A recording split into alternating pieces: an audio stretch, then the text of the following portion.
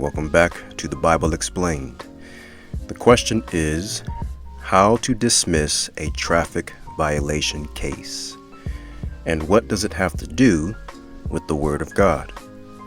Now, many people are asking this question around the United States, so allow me to provide some assistance. Let's go over to 1 Timothy chapter 1, verse 8 through 11. It says, "But we know that the law is good, if a man use it lawfully, knowing this, that the law is not made for a righteous man, but for the lawless and disobedient, for the ungodly and for sinners, for unholy and profane, for murderers of fathers and murderers of mothers, for manslayers, for whoremongers, for them that defile themselves with mankind, for men stealers, for liars, for perjured persons, and if there be any other thing that is contrary to sound doctrine, according to the glorious gospel of the blessed God, which was committed to my trust." It's clear the law is made for the unrighteous man, not towards those who are convicted of victimless crimes, but more importantly, blessed are those who are committed to his trust. Literally, his trust, or trust indenture, which means a contract.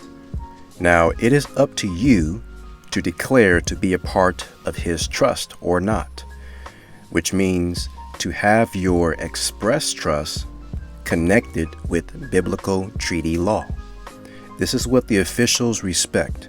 When we look at the origin of the Constitution, where your God-given rights are protected, it did not start with the U.S. Constitution in 1789. It began with the Articles of Association in 1774, then the Declaration of Independence in 1776, then the treaty with the Delawares in 1778, followed by the Articles of Confederation in 1781, then the Republic Corporate USA Constitution in 1787, and finally it was changed to a Democratic Corporate USA Constitution 2 years later in 1789. But all of this comes from biblical treaties. Your officials in your state / country are indeed trustees who swore to manage the state constitution, trust indenture on behalf of you, the beneficiary. All you have to do is express it in writing and record it in their books. Now, let's say you received a traffic citation for running a stop sign or a red light, or you weren't wearing a seatbelt. Basically, a victimless crime when there is no injured party. An officer hands you a citation which summons you to appear in court. Well, at the very beginning of this confrontation, this case is already geared for dismissal. Before we get into that, everyone needs to be aware of what's called the Do Not Stop, Do Not Detain list. It's the list that your electors are on for constitutional protection. It starts with filing an injunctive relief, which I learned from my mentor, Jonah Bay, who still teaches law and wealth practices. Now, the injunctive relief, it prevents officers from pulling you over if they have time to run your plates, and even if they don't have time, they simply take your ID, and upon entering the name that's on the ID into their computer, it will inform them to let you go if you did not harm anyone. Now, what is an injunctive relief? An injunctive relief, also known as an injunction, is a remedy which restrains a party from doing certain acts or requires a party to act in a certain way. It is generally only available when there is no other remedy at law, and irreparable harm will result if the relief is not granted. The purpose of this form of relief is to prevent future wrong. Now, to activate the injunctive relief, this means you will need to be familiar with and study your state's constitution, any one document existing prior to 1933, and you must file it 3 times as first notice, notice to cure, and default to your state's constitutional officers. In my country, California, looking at my 1849 Constitution, I would have to file the injunction with officers such as the county sheriff, aka the Sherifian who wears the seal of David or the seal of Solomon across their heart, the governor, the Supreme Chief Justice, and the Attorney General. So serving 3 times will solidify an administrative process per the Administrative Procedures Act. If you want to learn the step-by-step process on filing the injunction in your state, you must head over to the Bible Explained Patreon page. If you go down, go to the senior class, and here you will learn how to file the state injunction, what to look for in your state constitution. It's also going to have the template for the style of process, and that's very important. The style of process is how it activates and places the injunctive relief on command, so to speak. Now, I will be adding each state's injunction so that whatever state you're in or whatever state you're going to travel to protect yourself on the road, you will be able to come here and obtain that, so that way it's an already done for you process. Okay, so be sure to look out for future videos and future emails or statements when that is complete. Now, I have a short recording of what happens when you get pulled over by the police under the injunction. It's not much, but it went exactly as it should. They just leave you alone. Why? Because I and many others have expressed in their system that we are in God's trust. And if you are in Him, who can be before you? It's time that we start applying His word instead of just reading the words every Sunday. So here's my recording of being pulled over for driving with expired tags.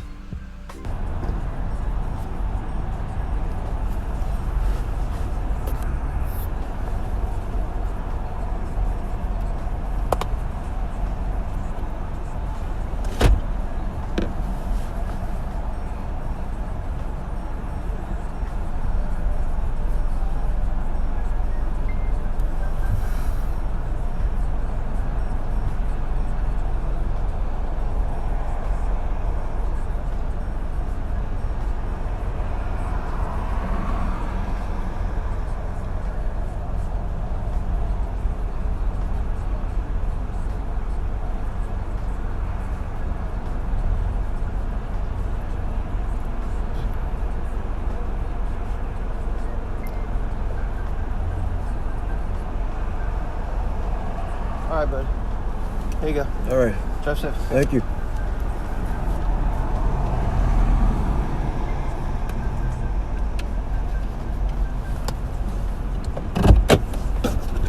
Injunction.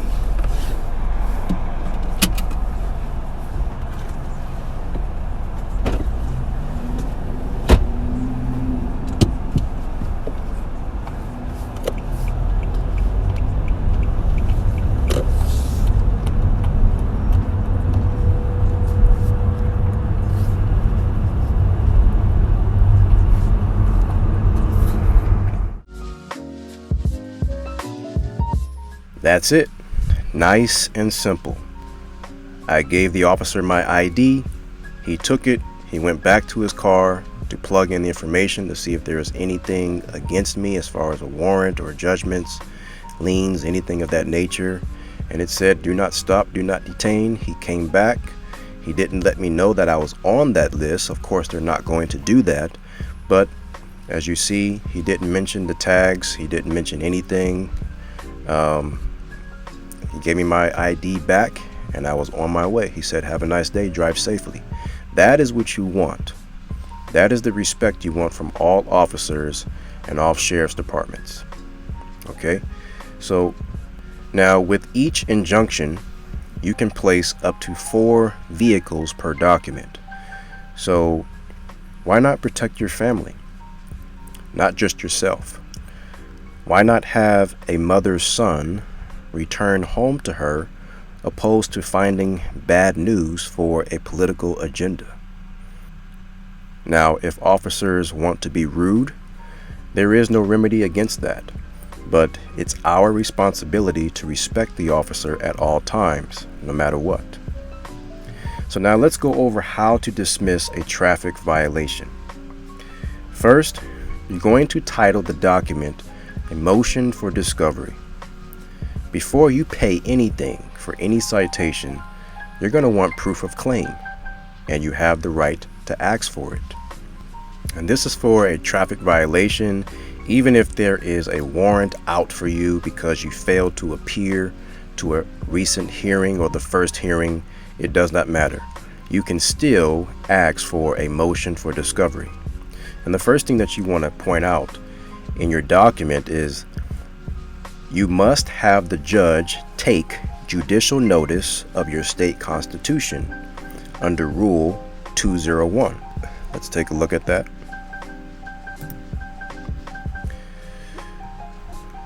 This is the Federal Rules of Evidence, Rule 201. Taking notice. The court may take judicial notice on its own, or number 2, must take judicial notice if a party requests it and the court is supplied with the necessary information. D. Timing. The court may take judicial notice at any stage of the proceeding. E. Opportunity to be heard. On timely request, a party is entitled to be heard on the propriety of taking judicial notice and the nature of the fact to be noticed. If the court takes judicial notice before notifying a party, the party on request is still entitled to be heard. And this goes right in line with the trust indenture. The court judge gave an oath to protect, which in my country, that's California, that will be Section 3 of the Declaration of Rights. Go back to the Declaration of Rights here. Section 3. The right of trial by jury shall be secured to all and remain inviolate forever. But a jury trial may be waived by the parties in all civil cases in the manner to be prescribed by law.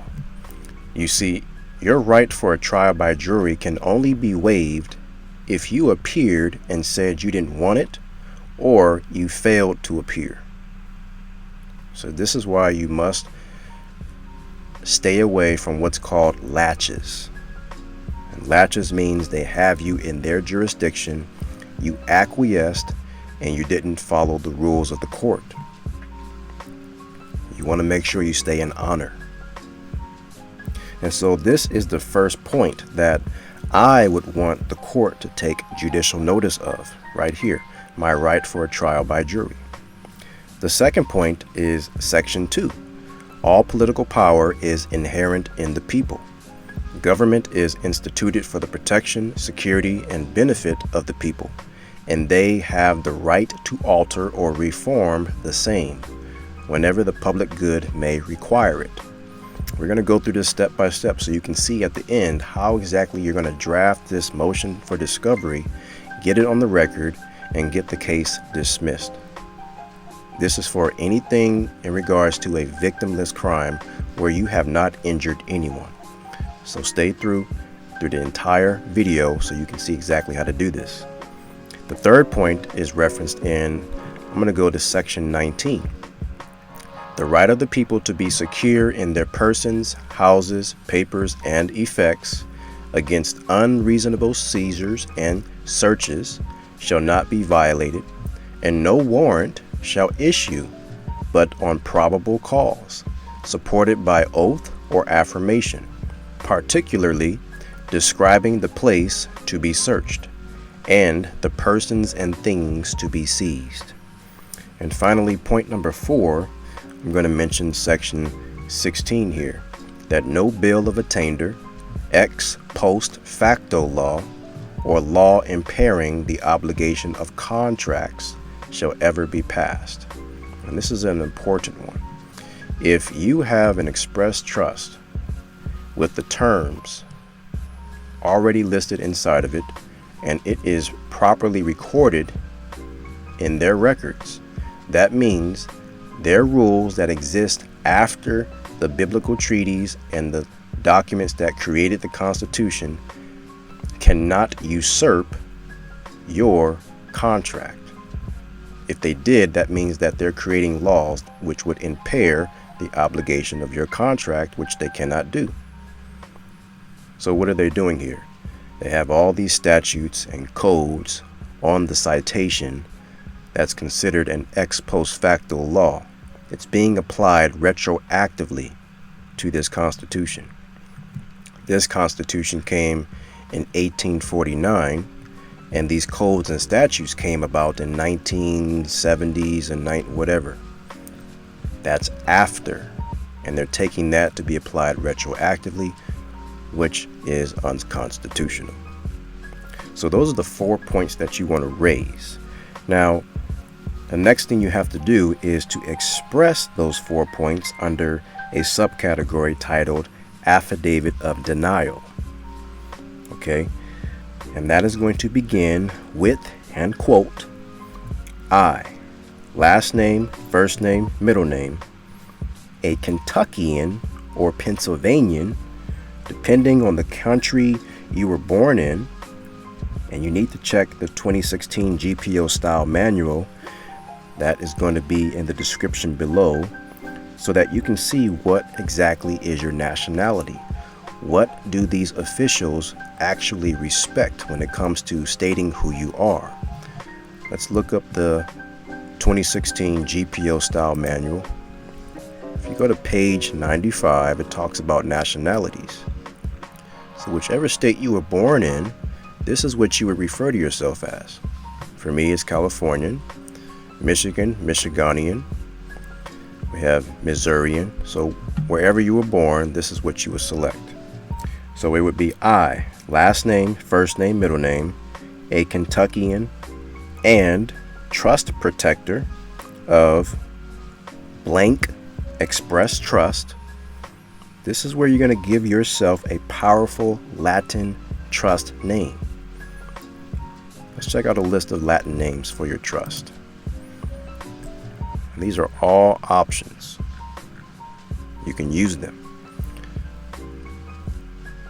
Business incidental, incidentatalia, negoti. We have Cura. You can have the Cura Express Trust. I believe one of my students has already selected this.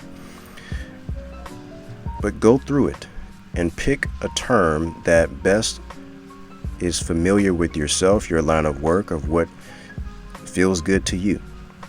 Master of the case. Once you become proficient in court law as your own private lawyer, maybe you want to call your trust the Dominus Litis Express Trust.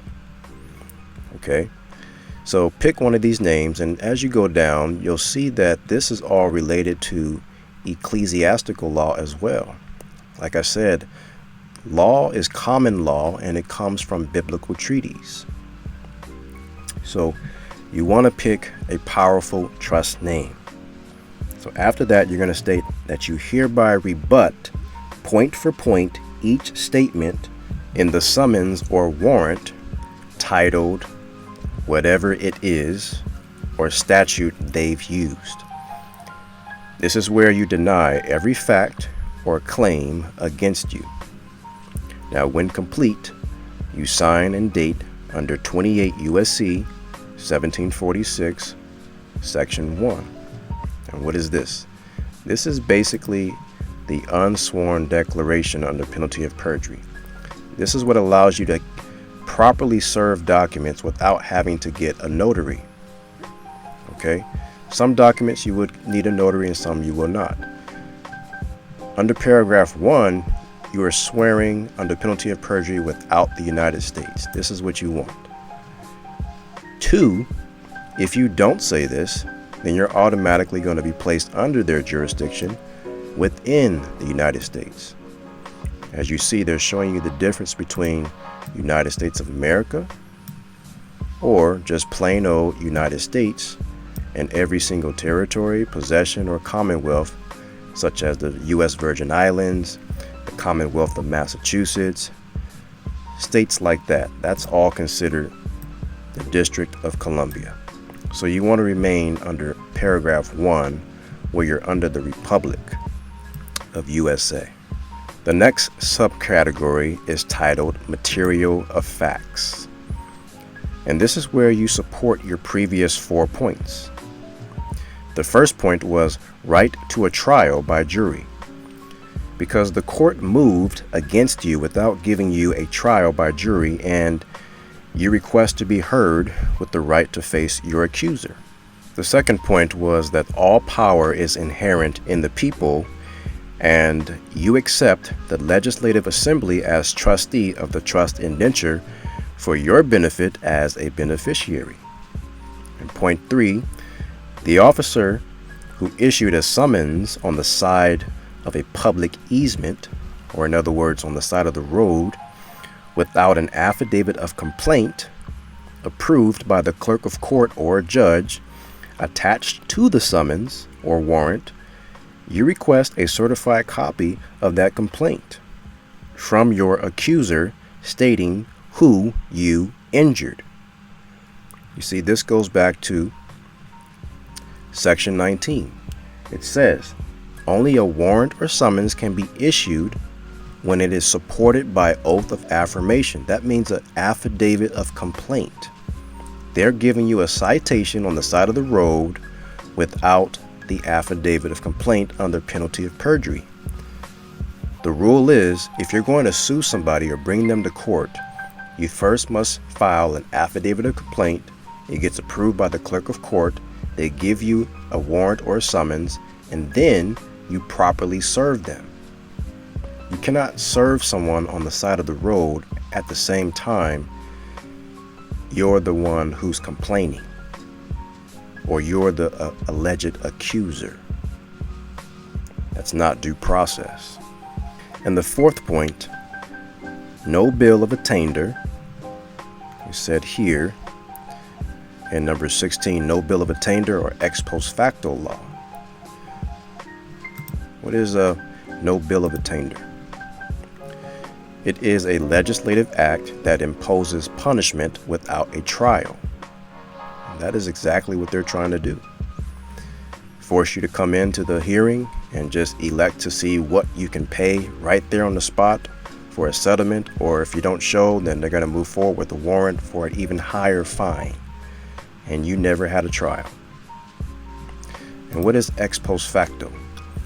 Ex post facto is a law that retroactively alters a defendant's rights, especially by criminalizing and imposing punishment for an act that was not criminal or punishable at the time it was committed. Do you see what they're doing? They are using codes and statutes, which are laws being applied retroactively to the Articles of Confederation and the constitutions prior to 1933. And that's unconstitutional. And finally, you must end your motion for discovery with a prayer for relief.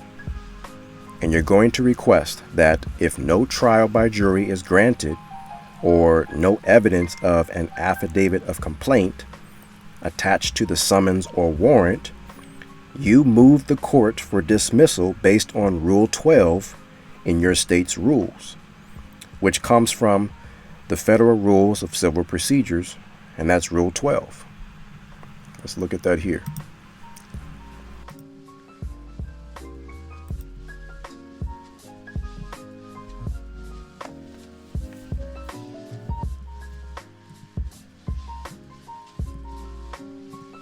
Under Defenses and Objections. Rule 12, Defenses and Objections. When and how presented, motion for judgment on the pleadings, consolidating motions, waiving defenses, pretrial hearings. This is how you end the case. So let's go ahead and read B. A party must serve an answer to a counterclaim or cross-claim within 21 days after being served with the pleading that states the counterclaim or cross-claim, and that is you.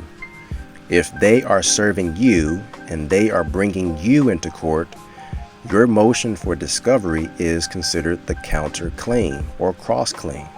So when you file it, they have 21 days to answer. This is why as soon as you get the ticket, you must put in your motion for discovery the next day, as soon as possible, so that they have enough time before the hearing to answer. So that way, what happens is, if you file this right on time, they may do one of three things: change the case number, move your hearing to a further date in the latter of the year, and when they do that, if you try to go on the website and pull up your case number just to see if it's still on, you can't even find the case number. That means they dismissed it, and they would rather you not even come into court to state your arguments, because most likely it can become precedence, and they are really afraid of everyone else in line who's behind you trying to make their plea. They're going to hear what you're doing, and they're going to understand, oh, okay, that's how I get out of this situation. They do not want that to happen. They do not want what you're writing to be said verbally on the record, because then anyone can pull it. So in third, they'll just dismiss the case.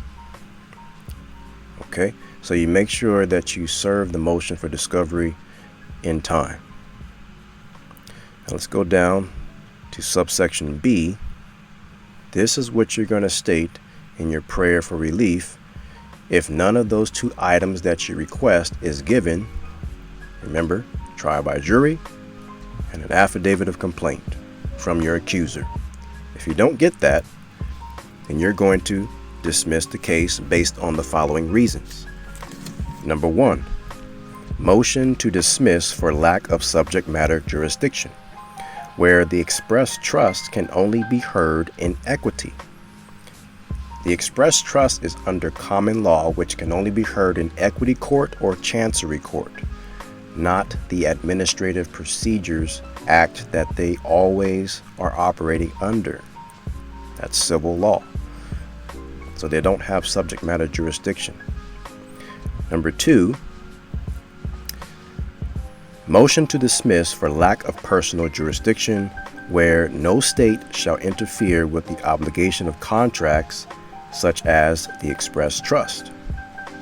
Number 3, motion to dismiss for improper venue, and this goes right along with number 1.